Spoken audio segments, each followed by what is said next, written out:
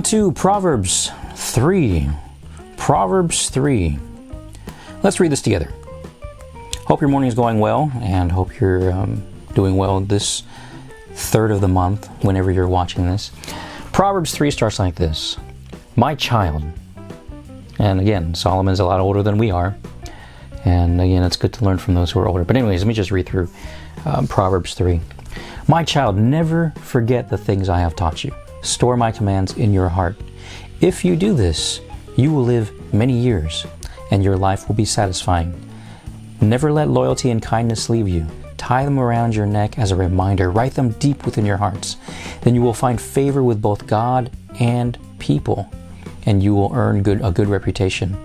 Trust in the Lord with all your heart. Do not depend on your own understanding. Seek His ways, or seek His will in all you do, and He will show you which path to take. Don't be impressed with your own wisdom. Instead, fear the Lord and turn away from evil. Then you will have healing for your body and strength for your bones. Honor the Lord with your wealth and with the best part of everything you produce.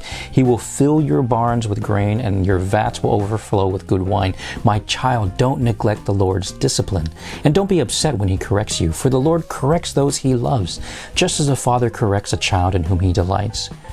Joyful is the person who finds wisdom, the one who gains understanding. For wisdom is more profitable than silver, and her wages are better than gold. Wisdom is more precious than rubies. Nothing you desire can compare with her. She offers you long life in her right hand, and riches and honor in her left. She will guide you down delightful paths. All her ways are satisfying. Wisdom is a tree of life to those who embrace her. Happy are those who hold her tightly. By wisdom the Lord founded the earth. By understanding He created the heavens. By His knowledge the deep foundations of the earth burst forth, and the dew settles beneath the night sky. My child, don't lose sight of common sense and discernment. Hang on to them, for they will refresh your soul. They are like jewels on a necklace. They keep you safe on your way, and your feet will not stumble. You can go to bed without fear. You will lie down and sleep soundly.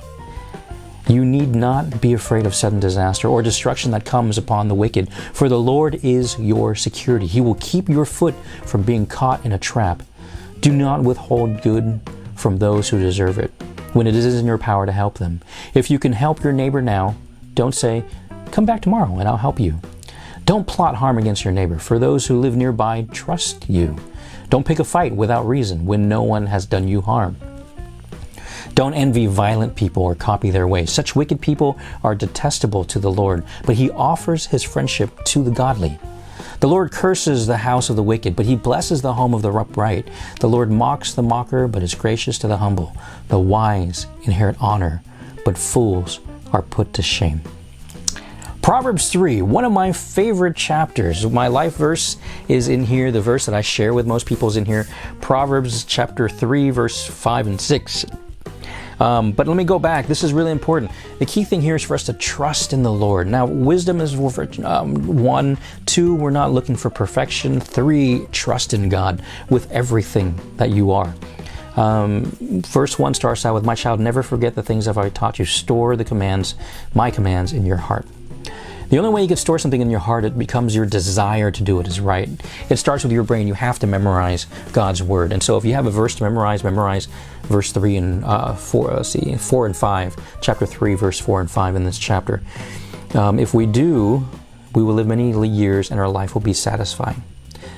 Satisfying life is a life that is very difficult to find today because most people are not satisfied with their lives.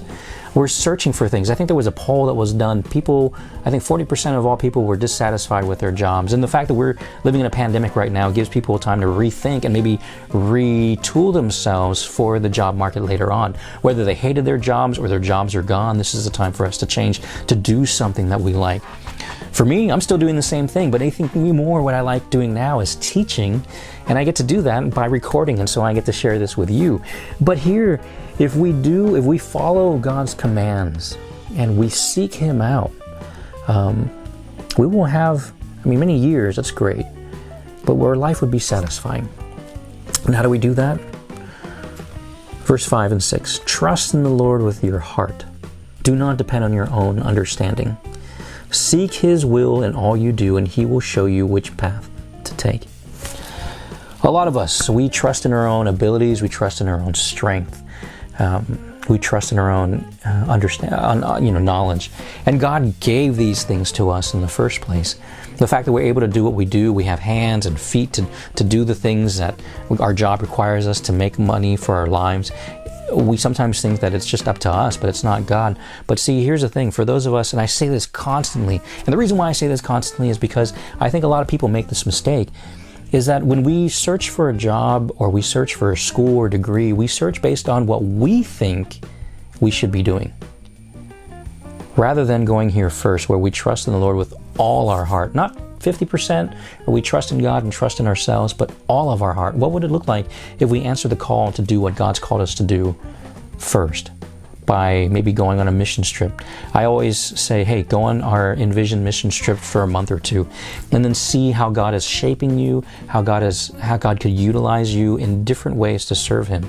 And then after you have that, come back and pursue whatever it is you want to pursue based on your understanding of how God has shaped you and made you the way you are. What would it look like if you trusted Him for a couple months or maybe even 1 month to go overseas and see how God can use you? It would be pretty cool. So parents, if you're listening to this, your kids are in high school, the year before they go into college, send them away. Or maybe even, like after their 11th grade year, they have that summer, send them somewhere to a missions trip to see how God could utilize their skills, not in silos where I could have this skill and this skill, but all of their skills used at one time to do something that God would be pleased with, and then maybe God would transform them to do something great for His community. And for those of us who are in our jobs right now and that we're stuck at home and we aren't working or we're laid off, what does it look to trust the Lord with all our heart when our abilities and skills are not being utilized? Don't depend on your own understanding. Don't trust your own brain. Trust in God. God gives us the brain to go through life and decide what is right, what is wrong, but trust in God. Verse 6, seek His will in all you do, and He will do what? Show you which path to take. He'll show you. He'll guide you. He'll prompt it in your hearts as we pray and as we meditate and as we sit down today and pray and meditate over this passage. What does it look like to trust in God? Because the next verse, verse 7 says, don't be impressed with your own wisdom. It tells you straight off the bat, Proverbs is really good. Don't trust in yourself. Trust in God. Honor God with your wealth. Verse 9, then He'll fill your barns. Don't reject the Lord's discipline. Because sometimes when we make mistakes, God disciplines us and guides us, and guides us back to where we're supposed to go. For the Lord corrects those He loves, just as a father corrects a child in whom he delights. When God gives us, maybe like this time during this pandemic, all of us are going through a time where we're being grounded at home. And this is an opportunity that God has given us to be disciplined, I guess you could say, and see what He can do, what can blossom out of a time of dryness, at the time of restriction. Don't know. Only you would know that if you spent some time praying to God and seeking His will. So, with that, don't lose sight of a common sense. Verse 21, they keep you safe. Do what is right. You could go to sleep well at night. Don't do bad things towards other people. The wise inherit honor, but fools are put to shame. All in all, wisdom comes from trusting God. Do you trust Him? Are you trusting in Him? How are you trusting in Him? As you start off your day today, I hope that you take the time to consider, maybe I haven't been trusting in God with any part of my life. See, a lot of times, and I understand this too, as Christians, it's easy for us to just let something go in one ear and out the other ear. And we kind of listen. The other day we had VAYEMC online. And I understand how it's so easy for us to just sit at home, kind of listen to the sermon, and then let it go out the other ear. Do I remember what was spoken on? Not really, except for calamity will come, and we need to be prepared for it. I remember that part of the message, but that's pretty much it. Has it impacted me? Not too much, but that's the problem. Listening to things online or listening to things at home, if we're not focused on it, if we're not trusting in God with 100% of our lives and seeking His will, it's just going to go in one ear and out the other ear. So, hopefully today, you will break down your life, your daily life, and see where you trust in Him, where you don't trust in Him, if you've trusted in Him, and pray and ask Him, what would it look like if I trusted in You for 100% of my life? What would it look like? What would it look like if you didn't trust in your understanding?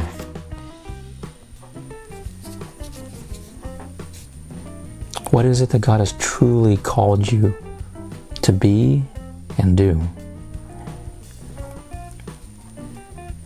And what fear did you let seep in your life that may have caused you to pursue whatever it is that you're pursuing right now? Some of us, we want safety. And I understand, parents, we all want safety for our kids.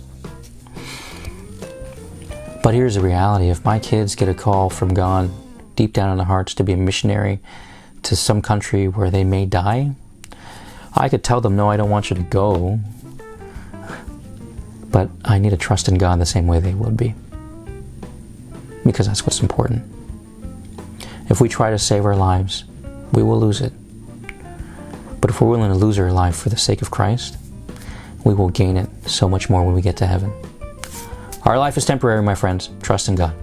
Hope you have a great day. We'll see you tomorrow for Chapter 4.